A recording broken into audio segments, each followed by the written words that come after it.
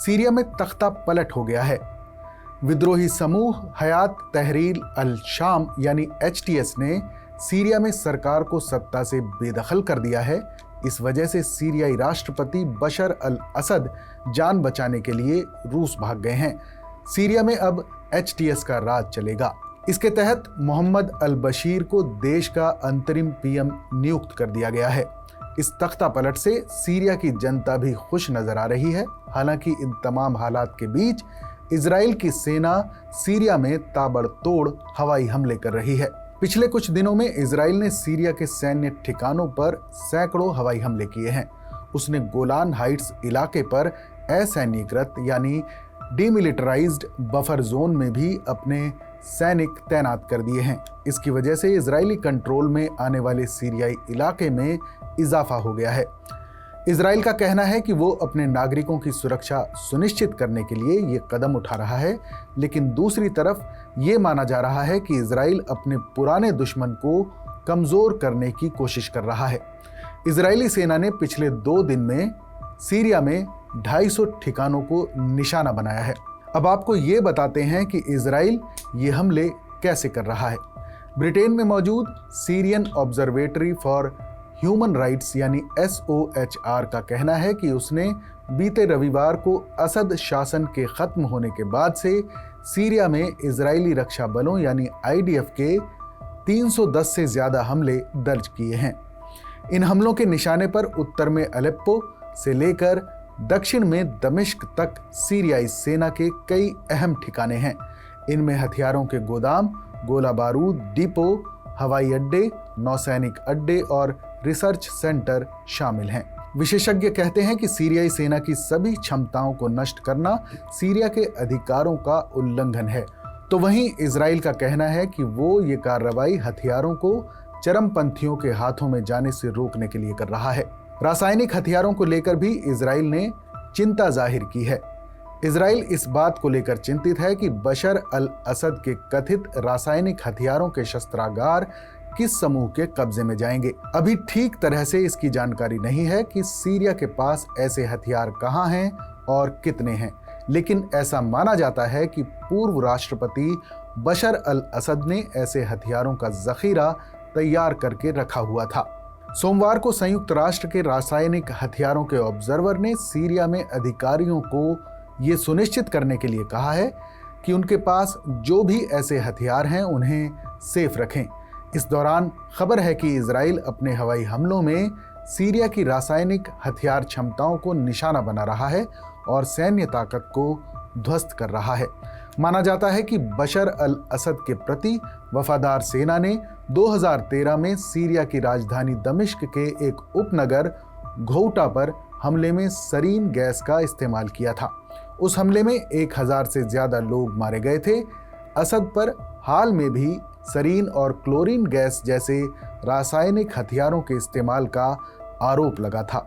लेकिन कई जानकार मानते हैं कि विद्रोही गुटों के पास भी रासायनिक हथियार होने की संभावना है, क्योंकि अतीत में वो अपने दुश्मनों के खिलाफ इनका इस्तेमाल कर चुके हैं।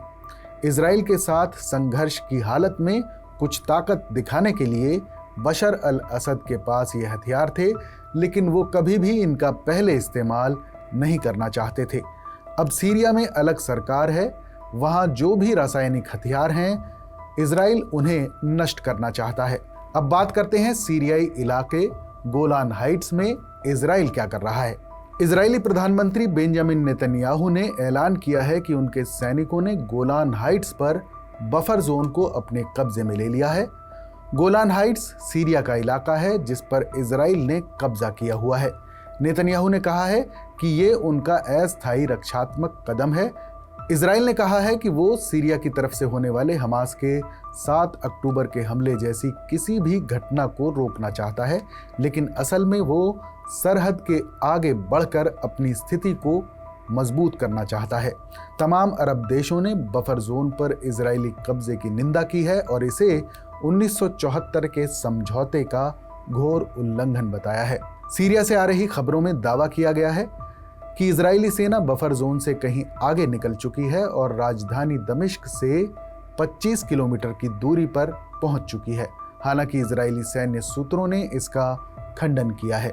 इजरायली सेना ने पहली बार माना है कि उसके सैनिक गोलान हाइट्स में असैन्यकृत बफर जोन से आगे बढ़ गए हैं, लेकिन सीरिया में बहुत ज्यादा अंदर तक नहीं गए हैं। गोलान हाइट्स दक्षिण पश्चिम सीरिया में एक चट्टानी पठार है। इस पर 50 साल से ज्यादा समय से इजराइल का कब्जा है। 1967 में मध्य पूर्व में हुए युद्ध में सीरिया ने गोलान हाइट्स की ऊंचाई से इजराइल पर बमबारी की थी, लेकिन इजराइल ने तेजी से सीरियाई सेना को पीछे धकेल दिया था और लगभग 1200 वर्ग किलोमीटर इलाके पर कब्जा कर लिया था। सीरिया ने 1973 के योम किप्पुर युद्ध के दौरान गोलान हाइट्स को फिर से हासिल करने की कोशिश की, लेकिन वो नाकाम रही। दोनों देशों ने 1974 में युद्ध विराम पर दस्तखत किए। तभी से यहाँ दोनों देशों के बीच संयुक्त राष्ट्र की ऑब्जर्वर फोर्स मौजूद है, लेकिन फिर 1981 में इजराइल ने इस इलाके पर पूरी तरह से कब्जा कर लिया था, जिसे अंतर्राष्ट्रीय समुदाय ने मान्यता नहीं दी है। इसके बाद सीरिया लगातार कहता रहा है कि वो इजराइल के साथ तब तक कोई शांति समझौता नहीं करेगा जब तक इजराइल पूरे गोलान इलाके से पीछे नहीं हट जाता। 1967 के युद्ध के दौरान गोलान हाइट्स के ज्यादातर सीरियाई अरब लोग वहां से भाग निकले थे। गोलान इलाके में अब 30 से ज्यादा इजरायली बस्तियां हैं, जिनमें करीब 20,000 लोग रहते हैं। 1967 के संघर्ष के खात्मे के लगभग फौरन बाद ही इजरायलियों ने ये बस्तियां बनानी शुरू कर दी थी। अंतर्राष्ट्रीय कानून के मुताबिक ये बस्तियां अवैध हैं, लेकिन इजराइल इस बात को नहीं मानता है। गोलान इलाके में अभी भी लगभग 20,000 सीरियाई लोग रहते हैं, जो गोलान पर इजराइल का कब्जा होने के बाद भी नहीं भागे थे। अब बात करते हैं कि क्या गोलान हाइट्स को लेकर इजराइल का डर जायज है। नेतन्याहू ने कहा कि गोलान हाइट्स के बफर जोन पर कब्जा परमानेंट नहीं है, लेकिन वहां से सेना की वापसी सीरिया की अगली सरकार के रवैये पर निर्भर करेगी। उन्होंने कहा कि हम चाहते हैं कि सीरिया में उभर रही नई ताकतों के साथ शांतिपूर्ण रिश्ते बनाएं, लेकिन अगर ऐसा नहीं हुआ तो हम इजरायली राज्य और इजराइल की सीमा की रक्षा के लिए जो भी कर सकते हैं करेंगे। विशेषज्ञ मानते हैं कि इजराइल को लगता है कि सीरिया के भीतर कोई विद्रोही गुट गोलान में घुसपैठ कर सकता है, इसलिए वो सीरिया की सरहद के और अंदर घुस रहा है। इजरायली विदेश मंत्री गिदोन सार ने कहा है कि वो सीरियाई सैन्य ठिकानों पर हवाई हमले सिर्फ अपने नागरिकों की रक्षा के लिए कर रहे हैं। उन्होंने कहा कि इसलिए हम रणनीतिक हथियार प्रणालियों पर हमला करते हैं। मिसाल के तौर पर हमारे निशाने पर रासायनिक हथियार या लंबी दूरी की मिसाइलें और रॉकेट हैं, ताकि वो चरमपंथियों के हाथ में ना लगें। हालांकि जानकार कहते हैं कि सीरिया में रासायनिक हथियार ज्यादा मात्रा में नहीं है, लेकिन इजराइल ने 300 से ज्यादा हवाई हमले किए हैं, जिससे लगता है कि वो रासायनिक हथियारों के मुद्दे से अलग हटकर सीरिया को कमजोर करने की कोशिश कर रहा है।